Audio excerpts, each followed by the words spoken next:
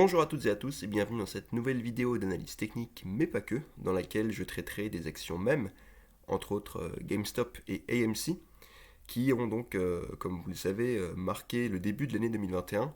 Sur le mois de janvier, par exemple, l'action GameStop était passée de 20 dollars à près de 500 dollars, donc elle avait été multipliée par 30. Et d'autres actions comme AMC qui ont toutes fait l'objet de short squeeze. Alors ce sont des entreprises sur lesquelles je voulais revenir à la fin de l'année 2021 pour dresser un peu le bilan de cette année. Et donc cette vidéo s'adresse à tous les détenteurs d'actions GameStop, AMC et j'en passe, mais aussi à tous ceux qui se demandent si maintenant peut-être c'est le bon moment pour entrer sur ces valeurs-là, ou à tous les autres qui sont tout simplement curieux de savoir ce qu'il est advenu de ces entreprises. Alors on va commencer par GameStop. Donc pour ceux qui ont raté un peu le train, GameStop c'est donc une chaîne de magasins de jeux vidéo, de consoles, de figurines, et d'accessoires donc de gaming qui est présente en Amérique, en Australie et aussi en Europe, en France sous l'enseigne Micromania par exemple. Et donc cette entreprise, là je suis allé rapidement donc sur leur page financière, sur le site Investing, pour avoir un aperçu de leur situation. Bon, avant toute chose, il faut savoir que c'est une entreprise qui maintenant a une capitalisation de 12 milliards de dollars pour 5 milliards de chiffre d'affaires en 2021. Donc elle est valorisée à deux fois son chiffre d'affaires. Et ce qu'on peut voir ici avec ses marges, c'est qu'elle a un problème structurel de rentabilité qui est donc bien antérieur au Covid. On peut regarder si on se fie aux marges d'exploitation. Donc là c'est sur les 12 derniers mois, là c'est sur les 5 dernières années. Vous voyez que même sur les 5 dernières années, on a une marge d'exploitation à moins 1,15%, ce qui montre que l'entreprise a vraiment du mal à dégager des profits. Et donc, en toute logique, sa marge nette, qui est encore plus bas dans son compte de résultat, et ben là, elle est une fois de plus négative. Ce qui fait que l'entreprise n'a pas de PER, enfin un PER négatif qu'on ne peut pas utiliser pour la valoriser. On doit se cantonner un peu, j'ai envie de dire, à son ratio valeur d'entreprise sur chiffre d'affaires qui est donc de 2. Mais si on regarde un peu plus loin, on a quand même une entreprise qui, on le verra contrairement à AMC, étant quand même en bonne situation financière avec des ratios de liquidité supérieurs à 1. GameStop, il faut le reconnaître, a su profiter, entre guillemets, de ce qui s'est passé en 2021 pour lever des liquidités, trois fois plus de cash, avec une trésorerie qui atteint les 1,5 milliard de dollars maintenant, et ce qui lui a permis également de réduire sa dette. Elle a diminué d'un facteur de 10 sa dette long terme sur l'année 2021. Donc le management a su voilà, vraiment bénéficier de la hausse explosive du cours de l'action. Action que l'on va pas tarder à analyser également, mais juste avant toute chose, pour peut-être nuancer ce qui s'était dit à l'époque sur le fameux David contre Goliath, la lutte des investisseurs retail contre les grands méchants fonds d'investissement. Si on jette un œil peut-être à la structure actionnariale de l'entreprise là sur le site de Zone Bourse, vous voyez que l'actionnaire de référence et même les premiers gros actionnaires d'entreprise sont exclusivement voilà, des grands noms de cette management. Je pense à Vanguard par exemple. Et puis vous voyez, donc, vous avez donc l'actionnaire de référence ici à près de 12% du capital qui n'est autre que Ryan Cohen via son fonds de venture capital. Ryan Cohen qui est le fondateur de Chewy, qui est une plateforme en fait d'achat de nourriture pour animaux domestiques. Et Ryan Cohen qui est arrivé fin 2020, je crois, dans le management de GameStop pour tenter de booster l'entreprise. Donc je l'ai dit en introduction, GameStop ça reste aujourd'hui une chaîne de boutiques physiques et l'entreprise tente de basculer sur un modèle numérique avec le développement du e-commerce. Donc en plus de Ryan Cohen qui est arrivé fin 2020, on a également des anciens dirigeants d'Amazon qui sont arrivés. Je crois que le CEO de GameStop est un ex-Amazon. Même si sur les résultats, les résultats de GameStop, on a vu que finalement le développement du e-commerce mettait du temps et que pour l'instant, voilà, ça restait une part seulement marginale du chiffre d'affaires de GameStop. On a des projets également dans la blockchain, les NFT. Peut-être je vais vous montrer. Enfin, il y a GameStop qui a lancé une plateforme pour commencer justement à développer son activité dans le Web 3.0 également, les NFT. Donc vous voyez cette plateforme là qui vient d'être lancée, pour l'instant c'est juste une landing page, donc on n'a pas beaucoup d'informations à ce sujet, même si j'ai entendu voilà, on a pu lire quelques rumeurs en ligne sur un partenariat éventuel avec Loopring, la crypto-monnaie LRC, qui avait pas mal monté également, je crois, en novembre.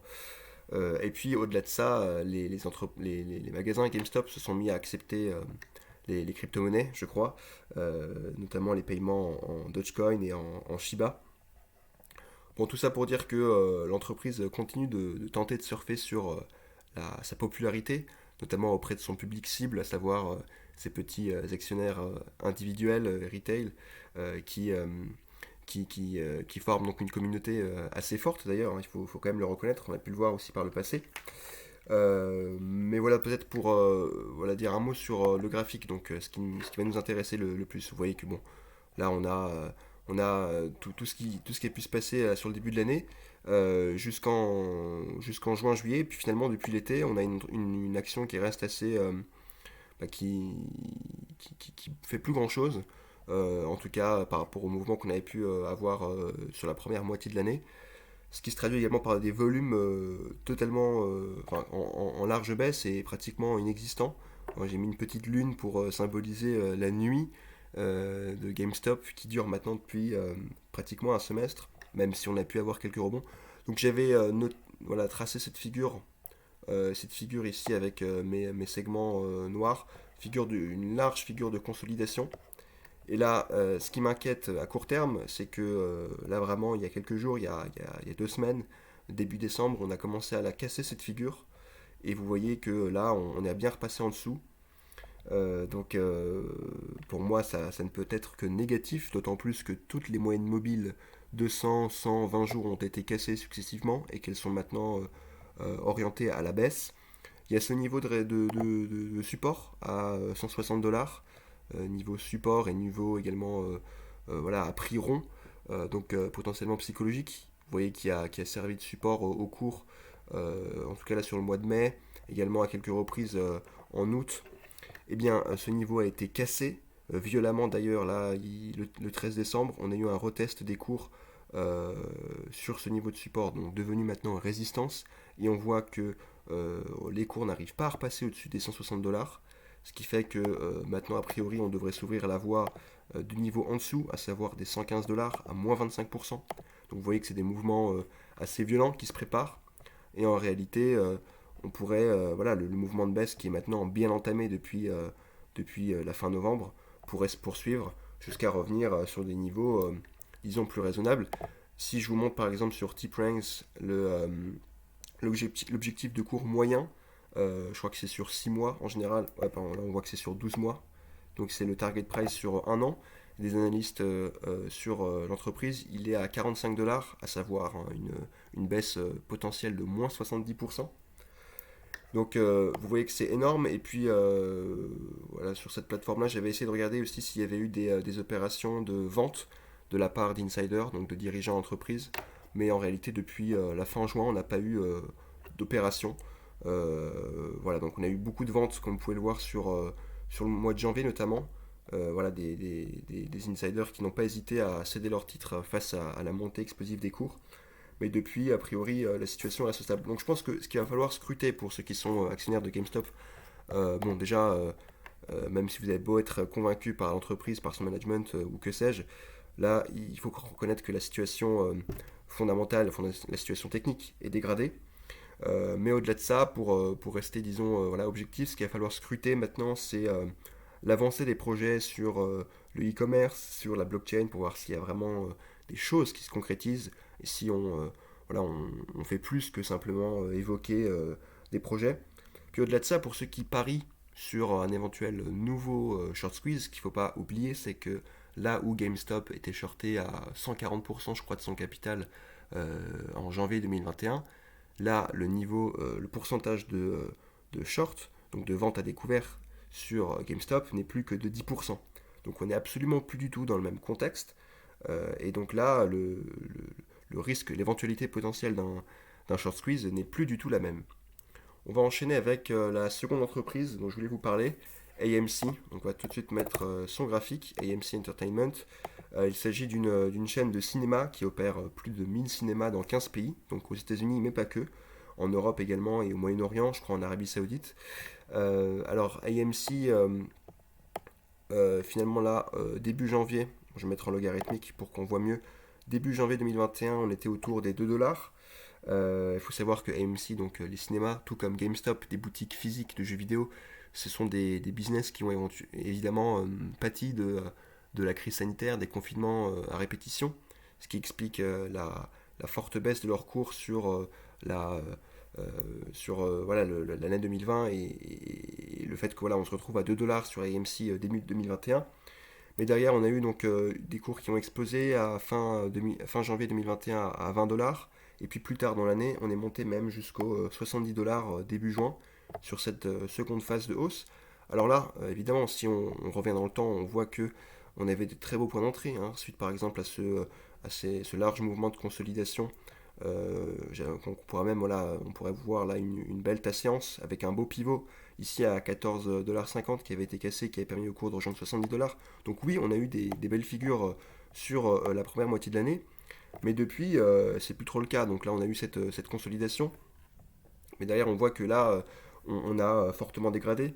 Alors AMC maintenant, très rapidement, c'est une capitalisation de près de 15 milliards de dollars pour un chiffre d'affaires en 2021 qui devrait ressortir à 1,3 milliard, 1,5 milliard peut-être, ce qui fait que l'entreprise est valorisée à 10 fois son chiffre d'affaires. Et croyez-le, pour le secteur pour ce secteur-là, c'est vraiment important. Là, on est passé sur Seeking Alpha pour voir un peu voilà, le ratio EV-Sales, donc la capitalisation sur le chiffre d'affaires. Vous voyez que pour AMC, on est presque à 10, alors que la médiane du secteur, c'est 2,5. Quand on regarde des entreprises comme IMAX ou Cinemark, le ticker CNK, eh bien ces ratios-là sont bien inférieurs. Donc on a une entreprise AMC qui est vraiment survalorisée par rapport à ses concurrents, et sans véritable raison d'ailleurs fondamentale. Sur AMC, je vais peut-être également voilà, vous parler de sa capacité, de sa rentabilité. Là, contrairement, enfin, je veux dire, tout comme GameStop, on a également un problème de rentabilité bien antérieur au Covid. Si j'essaye de vous passer ces comptes, on a donc une marge on va essayer d'y aller rapidement. Tac, on va passer dans le profil financier, les ratios. Euh, voilà, juste ici. Donc la marge d'exploitation, tac, on ferme la pub. La marge d'exploitation voilà, qui ressort à moins 16% sur 5 ans. Donc des problèmes structurels, une entreprise qui est structurellement déficitaire, une marge nette qui est également profondément dans le rouge, à moins 25%, c'est vraiment énorme, et ce sur 5 ans.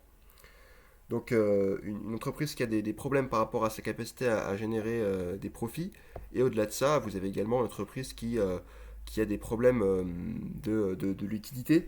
Là, on ne le voit pas là sur ces comptes-là, mais on a chez AMC une valeur comptable qui est inférieure à zéro, donc qui est négative. Plus de 5 milliards de dollars de dette à 8% d'intérêt moyen, ce qui fait qu'on a une charge d'intérêt qui pèse à hauteur de 400 millions de dollars par an sur AMC, ce qui est énorme, surtout qu'on voit que l'entreprise n'arrive même pas à dégager voilà, de l'excédent au niveau de son exploitation. Bien que l'entreprise ait multiplié par 5 sa trésorerie sur l'année 2021, avec une trésorerie qui atteint maintenant les 1,6 milliard de dollars, cela semble tout à fait insuffisant pour, euh, pour justement voilà, se sortir de cet endettement colossal. Ce qui fait que, voilà, a priori, l'entreprise devra recourir à ses actionnaires avec des nouvelles augmentations de capital, de nouvelles émissions d'actions qui auront un effet dilutif sur les actionnaires existants, et ce qui devrait donc faire perdurer la baisse. Alors on va revenir peut-être sur le graphique donc de AMC. Je vous ai montré la première partie de l'année 2021. Là, sur la seconde partie, on a digéré pendant très longtemps, hein, pendant 6 mois, la grosse vague de hausse. Donc, vous voyez avec cette oblique noire. Et là, finalement, si on peut tracer aussi peut-être en gras un niveau ici, donc je vais mettre en rouge gras même en très gras, voilà, ce niveau des 31, ouais, on va dire 32 dollars. Niveau de support qui lui aussi a été brisé fin novembre, avec en plus là on le voit, la moyenne mobile 200 jours en violet qui a elle aussi été cassée. On a eu derrière le pullback des cours début décembre et derrière on a baissé. Alors on s'est repris, je crois que récemment, ce qui a aidé les cours de AMC, c'est les chiffres sur la sortie du nouveau Spider-Man qui a priori ont été très bons. On parle du deuxième meilleur lancement de l'histoire de la chaîne AMC. Mais voilà, ça reste vraiment des éléments conjoncturels et avec peu d'effets, je pense, à moyen long terme, surtout compte tenu de la situation vraiment dramatique de l'entreprise. Donc on a eu un rebond, mais là derrière, vous voyez qu'on n'est pas allé chercher plus loin que la moyenne mobile 20 jours en bleu foncé, et que là, les cours butent, avec en plus voilà, le retest, encore une fois, de ce niveau de support à 31,50$ devenu résistance, et que là, on repart à la baisse. Alors les objectifs baissiers, malheureusement, peuvent être très rapidement très bas.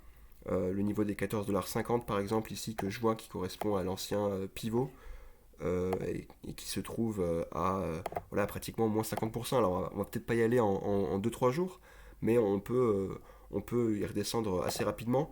D'autant plus que là, par exemple, si on regarde sur les opérations d'insider trading, donc sur GameStop, on n'avait pas eu grand-chose depuis le mois de juin. En revanche, sur AMC, c'est une toute autre histoire, puisqu'on voit que sur le mois de novembre, et même là récemment sur le mois de décembre, on a eu des opérations de vente colossales, avec par exemple celle-là, là, en le début novembre, 25 millions de dollars vendus par le CEO, qui une nouvelle fois, début décembre, donc un mois plus tard, a revendu près de 10 millions de dollars d'actions AMC. Donc on a des dirigeants qui se débarrassent un peu de leurs titres en catastrophe. Au-delà de ça, vous avez également sur AMC, si on regarde l'objectif de cours, je crois qu'il est voilà, à moins 70$, enfin moins 70% à 8$, pardon. Donc on a un potentiel de baisse très important à moyen long terme, au-delà donc du risque également de mise en liquidation.